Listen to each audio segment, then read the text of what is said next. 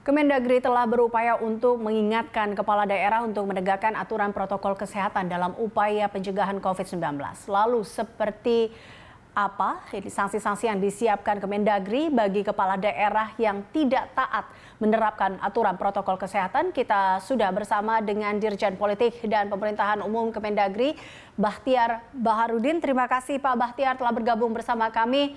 Pak Bahtiar, ini menanggapi polemik kerumunan di DKI Jakarta kemarin, ini sejauh ini apa yang sudah diingatkan Kemendagri kepada Gubernur Anies Baswedan sejauh ini, Pak?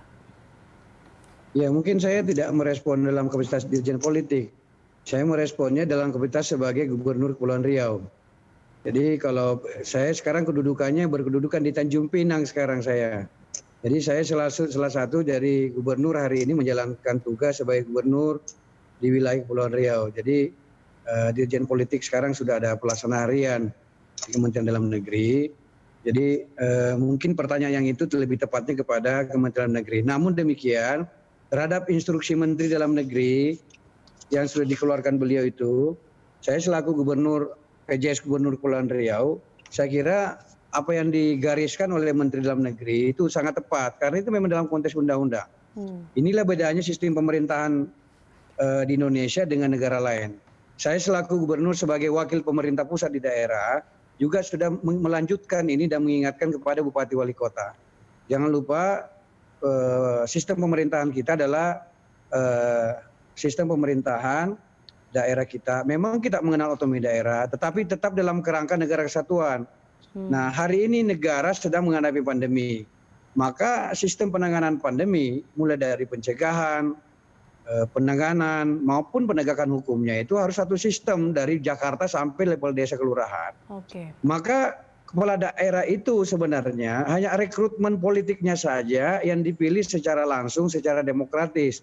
Begitu duduk sebagai kepala daerah, gubernur, bupati, wali kota, maka berlaku hukum-hukum pemerintahan daerah itu.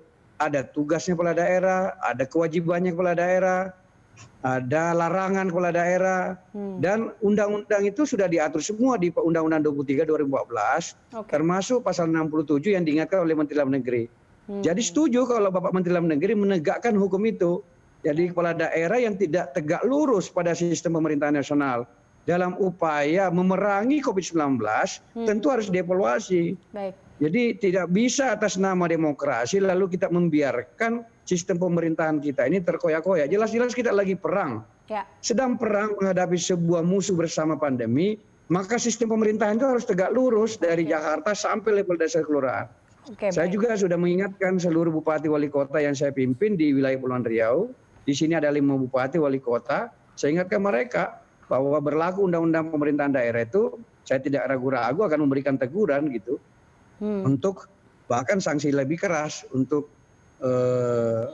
kita tegakkan. Karena ini kewajiban yang diemban oleh kepala daerah. Betul, saya sudah baca instruksi Menteri Dalam Negeri ini yang nomor 6 tahun 2020 bahwa semua yang disampaikan ini dalam konteks undang-undang, dalam konteks bagaimana kita secara konsisten sebagai pemimpin di daerah memberi teladan bagi masyarakat. Pak Jadi Bahtiar, berarti Anda sebelum mengajak masyarakat mematuhi protokol kesehatan, kita sendiri juga harus memberi contoh. Masa kita kepala daerah ngajak masyarakat mematuhi protokol kesehatan, malah kita yang memberi contoh yang buruk gitu. Nah itu dia. Berarti Anda sepakat Pak Bahtiar. Pak Bahtiar, maaf saya potong. Ini berarti Anda sepakat bahwa sebenarnya sebagai pemimpin daerah seharusnya memberi contoh dan Anda sepakat bahwa harusnya ini pemimpin daerah patuh terhadap undang-undang yang sudah ada dan bisa dikenakan sanksi memang sesuai dengan yang telah ditentukan dalam undang-undang itu. Iya, betul. Itu bukan hanya kepala daerah, kan peribahasa lama masih ada, ya kan?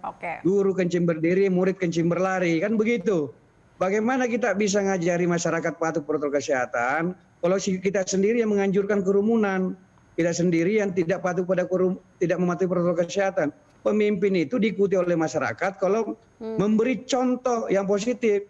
Nanti kalau saya misalnya sebagai gubernur, justru saya melakukan kerumunan, lah besok saya nanti melakukan razia, minta dilakukan razia masyarakat tidak memakai masker, lah pasti masyarakat tidak akan patuh terhadap kita gitu. Jadi pemimpin ini Dan sekali lagi sangat benar Menteri Dalam Negeri menegakkan undang-undang pemerintahan daerah. Negara kita adalah negara kesatuan. Jadi sistem pemerintahan daerah Indonesia, otonomi daerah itu tetap dalam konteks negara kesatuan. Baik. Negara kita hari ini sedang menghadapi musuh besar yang namanya pandemi. Dan ini tidak bisa hanya di level pusat saja. Di provinsi harus digerakkan bareng, di level kabupaten kota level bareng. Jadi kebijakan nasional untuk penanganan pandemi harus garis lurus dari Jakarta sampai desa kelurahan. Oke. Bagi pemimpin daerah yang tidak patuh, ya saya setuju Menteri Dalam Negeri untuk tertibkan begitu. Oke, termasuk salah satu langkah yang ditertibkan adalah diberhentikan atau kepala daerah diberhentikan atas rekomendasi itu undang-undang kok. Oke. Itu undang-undang pemerintahan daerah kan jelas diberi teguran tidak mematuhi, langkah berikutnya sudah ya diberi sanksi yang paling Sudah adakah sebelumnya yang kepala daerah yang diberhentikan karena dianggap tidak tertib? Kalau dalam rangka protokol kesehatan belum ada. Oke. Tapi yang lain kan sudah pernah ada, tidak mematuhi misalnya izin keluar negeri tidak patuh kan sudah pernah ada kasus. Tetapi ya bisa juga nanti ada sampel, ada kepala daerah yang tidak mematuhi protokol kesehatan, perintah undang-undang nggak apa-apa kalau ada sampel 1-2 kepala daerah. Biar pembelajaran bahwa kita ini sedang menghadapi musuh bersama pandemi COVID-19, sistem pemerintahan harus ditegakkan seluruh-seluruhnya gitu. Nanti kalau tidak, rusak sistem negara kita ini gitu. Baik. Saya setuju 100% apa yang dilakukan oleh Pak Menteri Dalam Negeri gitu. Baik. Saya setuju kalau ada sampel 1-2 dia yang diberhentikan dulu gitu. Baik, kita menunggu nih Kemendagri sedang memanggil 83 kepala daerah ya Pak ya. Kita harapkan memang sebenarnya sebagai kepala daerah ini menjadi contoh kepada masyarakatnya bahwa memang saatnya pokoknya kita ingatkan patuh itu. ya Pak. Baik. Ingatkan peribahasa lama, guru kencing berdiri, murid kencing berlari. Itu kan keteladanan yang penting. Oke, baik. Terima kasih Pak Bahtiar telah bergabung bersama kami dalam Prime Time.